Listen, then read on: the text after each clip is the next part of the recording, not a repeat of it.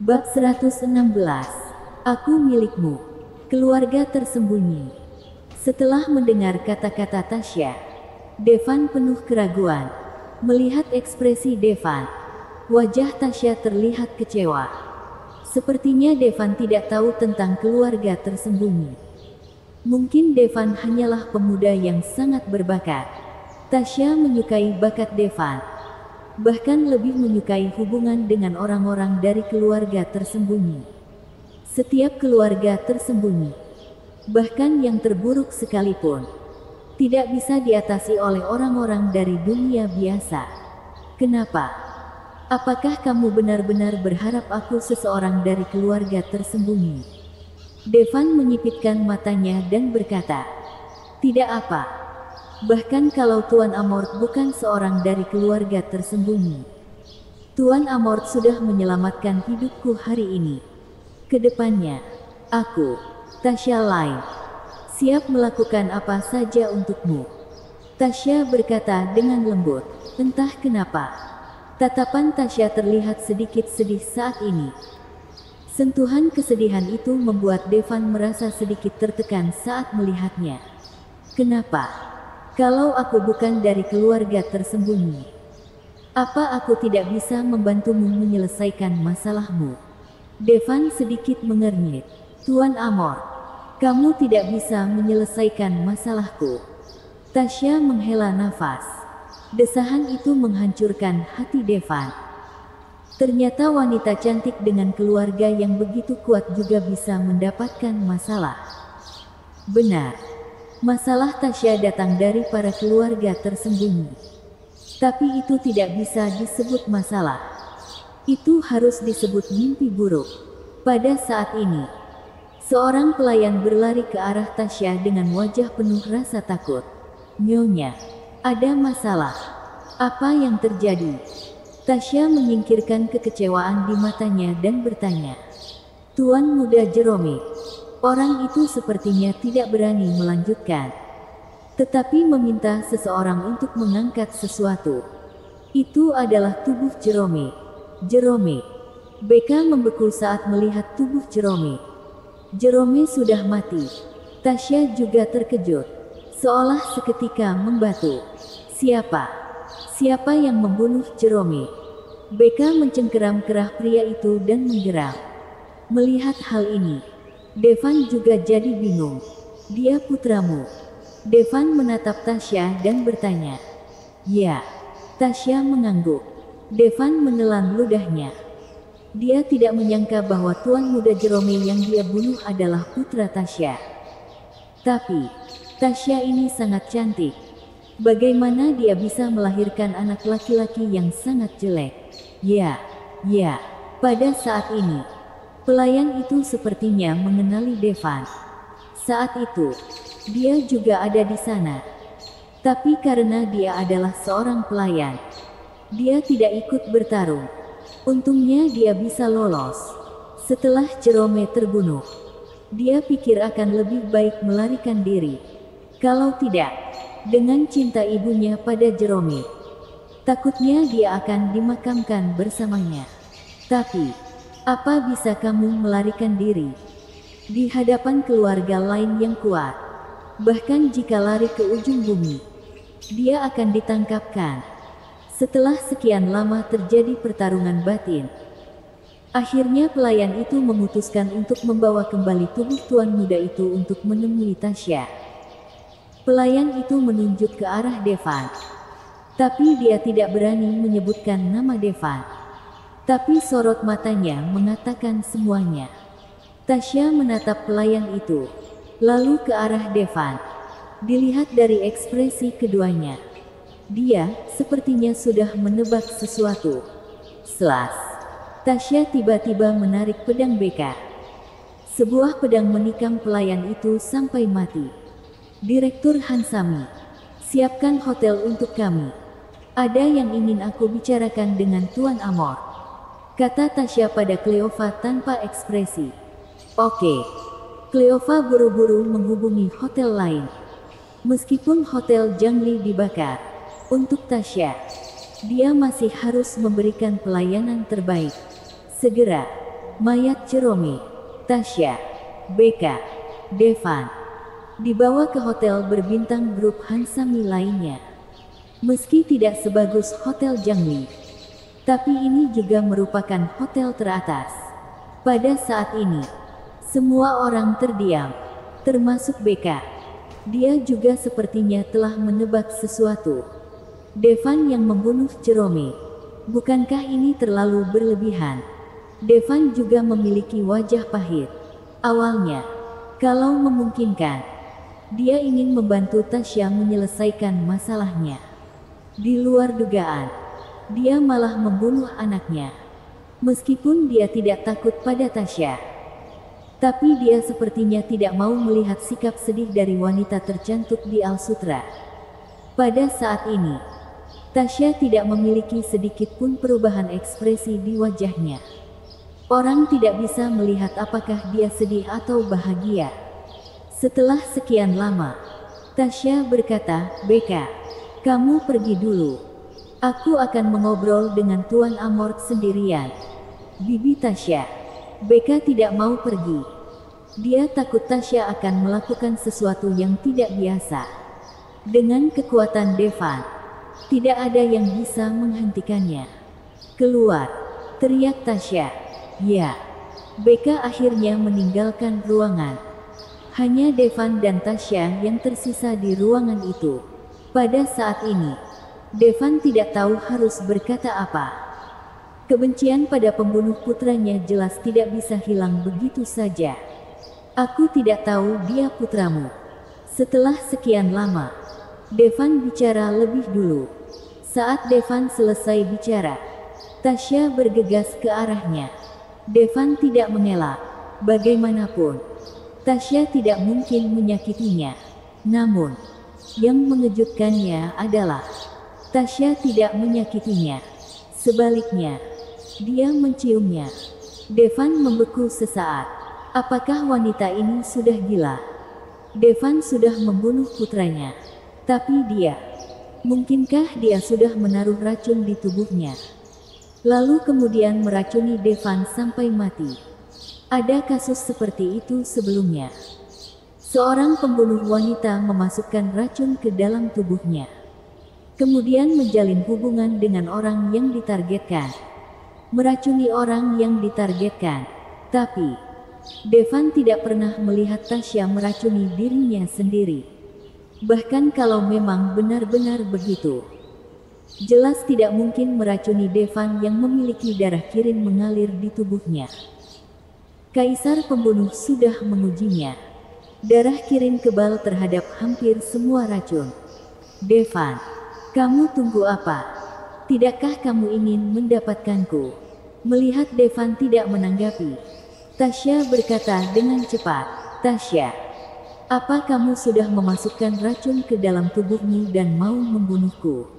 "Biar ku beritahu, tidak ada gunanya. Aku kebal terhadap semua racun," kata Devan langsung. Dia tidak ingin Tasya menyia-nyiakan usahanya. "Apa kamu pikir aku akan membunuhmu?" Tasya menatap Devan. "Aku membunuh putramu. Bukankah kamu ingin membunuhku?"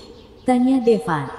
"Bukan hanya aku tidak ingin membunuhmu, tapi aku juga ingin berterima kasih padamu," kata Tasya. Devan menatap Tasya dengan bingung. Tasya ini pasti sudah gila. Dia bahkan mengatakan bahwa dia ingin berterima kasih pada Devan. "Tuan Amor, aku tahu, pasti sulit bagimu untuk paham situasinya. Tapi aku tidak berbohong padamu," Tasya berkata dengan serius. Devan ingin melihat keanehan dalam ekspresi Tasya. Namun di mata Tasya, tidak ada keraguan sedikit pun. Seolah-olah apa yang dia katakan itu benar adanya. "Tuan Amor, malam ini, aku milikmu." Tasya memeluk Devan. Bersambung.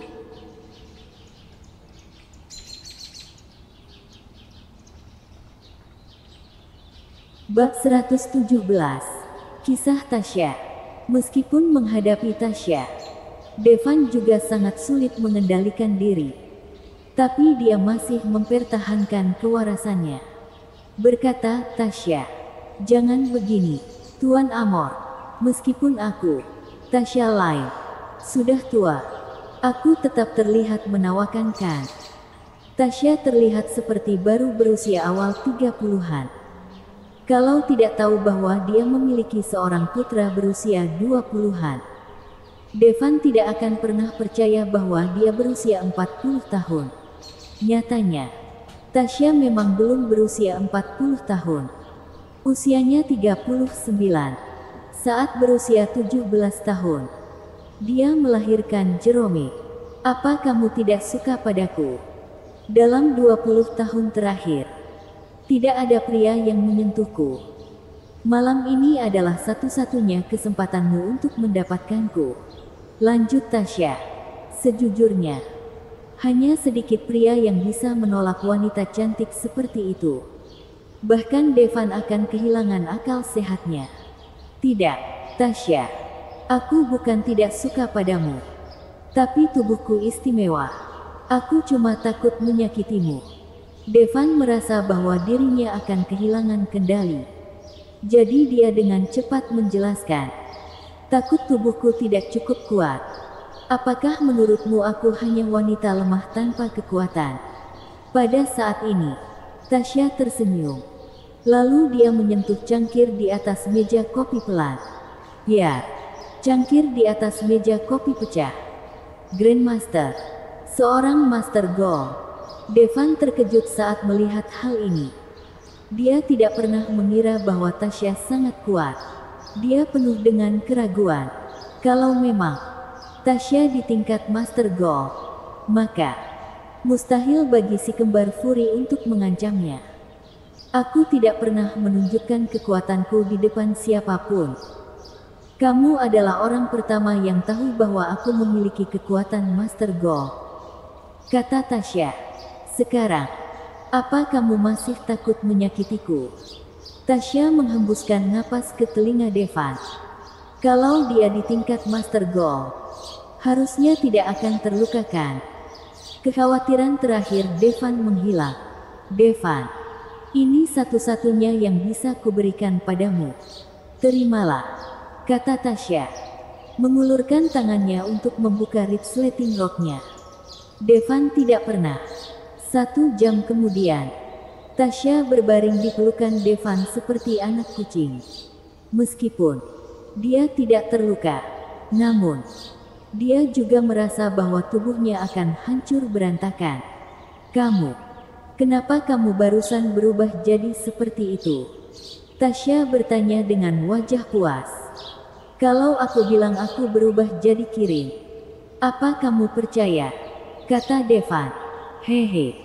Apa kamu mau bilang kalau kamu sebenarnya adalah monster buas? Tasya tertawa kecil. Bisa dibilang begitu, kata Devan dengan santai. Dia merasa bahwa dirinya tidak jauh berbeda dengan monster. Tasya dengan lembut mengelus tubuh Devan. Berkata dengan pelan, anak muda, kamu sangat istimewa. Tapi sayangnya, kamu bukan dari keluarga tersembunyi. Sayang sekali, sayang sekali, sayang sekali. Tasya mengatakan 3 kalimat berturut-turut. Kamu terus menyebut keluarga tersembunyi. Keberadaan macam apa keluarga tersembunyi ini? Devan akhirnya bertanya. Keluarga tersembunyi adalah keberadaan di luar dunia biasa. Aku adalah Grandmaster tingkat Gold. Di dunia biasa, aku sudah jadi Master kelas 1. Tapi bagi keluarga tersembunyi, tingkat Gold tidak ada artinya sama sekali. Desah Tasya. Kamu punya masalah dengan keluarga tersembunyi? Tanya Devan. Kebencian yang mengerikan muncul di mata Tasya. Kemudian dia berkata, anak muda, apa kamu tahu kenapa setelah kamu membunuh anakku? Bukan saja aku tidak membencimu, tapi aku malah memberikan tubuhku padamu. Aku tidak tahu. Devan menggelengkan kepalanya. Jujur saja, sampai sekarang dia masih bingung. Mungkinkah karena dia membunuh putra Tasya, jadi Tasya ingin dia membuat anak baru sebagai kompensasi? Meski bukan tidak mungkin, tapi bagaimanapun juga, dia telah membesarkan Jerome selama bertahun-tahun. Pasti ada perasaan khusus. Setelah sekian lama, Tasya bicara, sebenarnya Jerome tidak lahir dari aku dan suamiku. Setelah mendengar kata-kata Tasya, Devan benar-benar terkejut. Semua orang tahu bahwa Tasya adalah seorang janda dan suaminya meninggal. Namun nyatanya, suaminya belum meninggal. Itu karena dia tidak punya suami sama sekali. Anaknya lahir ketika dia diperkosa oleh seseorang dari keluarga tersembunyi. Saat itu, Tasya berusia 16 tahun. Dia harusnya menikmati masa mudanya. Dengan pengaruh keluarga lain, kemanapun dia pergi, dia selalu jadi fokus perhatian.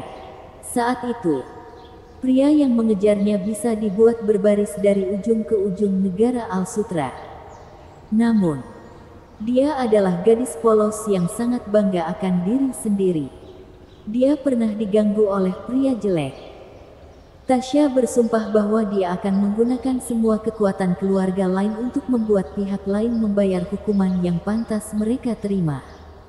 Namun, ketika dia membawa ayahnya untuk mencari orang itu dan ingin meminta penjelasan, bukan hanya orang itu yang tidak memberinya penjelasan.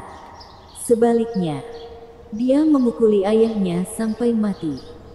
Hanya karena orang itu adalah anggota keluarga tersembunyi. Oleh karena itu, hukuman yang diterimanya hanya untuk dibawa kembali ke tempat keluarga tersembunyi. Dia hanya dikurung sealang 3 tahun. Putri kebanggaan keluarga lain direndahkan. Juga kepala keluarga lain dibunuh. Pihak lain hanya dipenjara selama 3 tahun. Ini adalah hukuman yang diterima oleh pihak lain. Saat itu, Tasya akhirnya tahu bahwa keluarga tersembunyi sangatlah kuat. Bahkan jika mereka melakukan kesalahan, mereka tidak akan dihukum. Hal yang paling menakutkan adalah Tasya tahu bahwa dia hamil.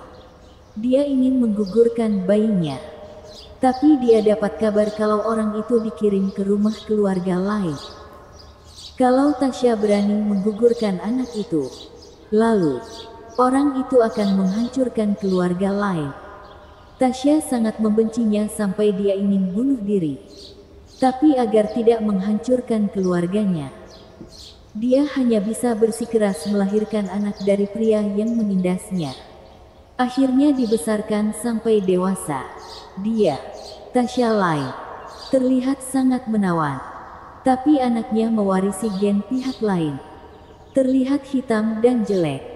Setiap kali Tasya melihatnya, dia tidak sabar untuk membunuhnya dengan tangannya sendiri. Tapi Tasya tahu kalau dia melakukan itu, apa akibatnya. Jadi dia membiarkan anak itu bebas. Jerome menyukai wanita.